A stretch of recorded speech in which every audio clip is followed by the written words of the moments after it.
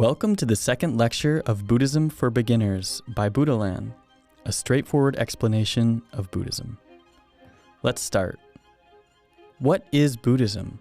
Simply speaking, the essence of Buddha's teaching is to avoid harming others and to help them as much as possible. By abandoning negative actions, such as hurting others, and destructive motivation, such as anger, attachment, and closed-mindedness, we stop harming ourselves and others. Buddhism teaches us to follow the middle path, which is neither a path of denial nor of affirmation. It shows us the paradox of the universe, within and beyond the opposites. The middle path describes the middle ground between attachment and aversion, between being and non-being, form and emptiness, between free will and determinism.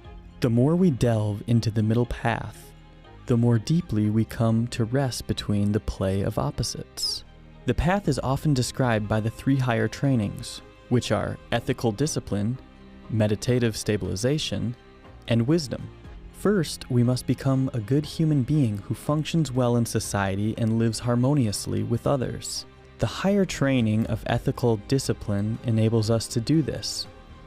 Because our actions and speech are now calmer, we can proceed to tame the mind by developing single-pointed concentration or the higher training of meditative stabilization. This leads us to cut the root of suffering, the ignorance of grasping at inherent existence, and for this, we develop the higher training in wisdom so that we can perceive reality as it is. The Buddha was not a god, and the many iconic figures of Buddhist art are not meant to represent godlike beings who will do you favors if you worship them. Buddha taught people not to worship him as a god. He said they should take responsibility for their own lives and actions. In one scripture, he encountered a young man engaged in Vedic worship practice. The Buddha told him it's more important to live in a responsible, ethical way than to worship anything. You might think of worship if you see Buddhists bowing to Buddha statues, but there's something else going on. In some Buddhism schools, bowing and making offerings are physical expressions of the dropping away of a selfish, ego-centered life and commitment to practice the Buddha's teachings. The key ideas of Buddhism. The spirit of free inquiry. The spirit of free inquiry is an essential feature of Buddhism. The Buddha encouraged people to investigate the truth of his teachings for themselves before accepting his ideas. He never expected people to practice his teachings out of blind faith and superstition, but instead encouraged a free spirit of questions and contemplation. Buddhists believe that people should accept the practice, teachings, and lifestyles they find through their own experience in order to be physically and mentally beneficial. The critical point is that Buddhism is not something you believe, but something you do. It's a path of both personal discipline and personal discovery. People have walked this path for 25 centuries, and by now, there are plenty of directions, signposts, and markers. But there are mentors and teachers for guidance, as well as many beautiful scriptures and books. Buddhism is a family of religions that have developed and evolved in different parts of the world over different historical periods. Every school of Buddhism was developing according to the local culture and customs.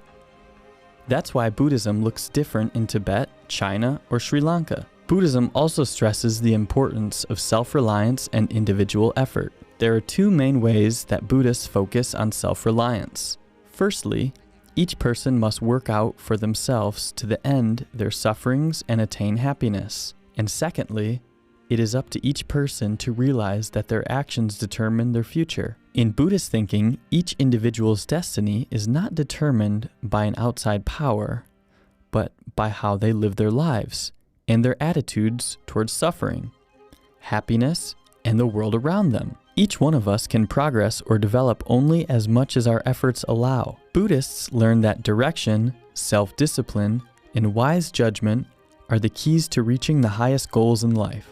Because Buddhism respects the right of all people to inquire freely and to make their own choices, it also teaches tolerance toward other faiths and ways of life. Buddhist students are taught to live in harmony with everybody, regardless of race or religion. All things are equal to a Buddhist. Universal loving kindness, a gentle and warm approach to life, and a compassionate attitude are the main ways that Buddhists accept other people and other creatures. All living things, humans and animals alike, share the same environment. We are all part of the same world. If people want to live happily, Buddhism teaches that we must each have concern for the welfare of the other living things we are here sharing the world with. According to Buddhism, for a man to be perfect, there are two qualities that he should develop equally: compassion on one side and wisdom on the other. Here, compassion represents love, charity, kindness, tolerance, and such noble qualities on the heart's emotional side. Wisdom would stand for the intellectual side or the qualities of the mind. If one develops only the emotional, neglecting the intellectual, one may become a good-hearted fool, while to create only an intellectual side, neglecting the emotional, may turn one into a hard-hearted intellect without feeling for others. Therefore, to be perfect, one has to develop both equally. That is the aim of the Buddhist way of life. Wisdom and compassion are inseparably linked together. Buddhism and science. There is no conflict between the discoveries of science, even in today's modern technological world, and the ancient teachings of the Buddha. Buddhists agree that many things he taught about 2,500 years ago have been proven by science. The importance of the power of mind and the impermanence of things, even breakthroughs that seemed incredible to science, like the divisibility of the atom, the relativity of matter and energy, and the structure of the universe, were all taught by the Buddha even before science. A Buddhist does not ignore the facts that science teaches about humankind and the universe, but learns that modern thinking often has ancient roots.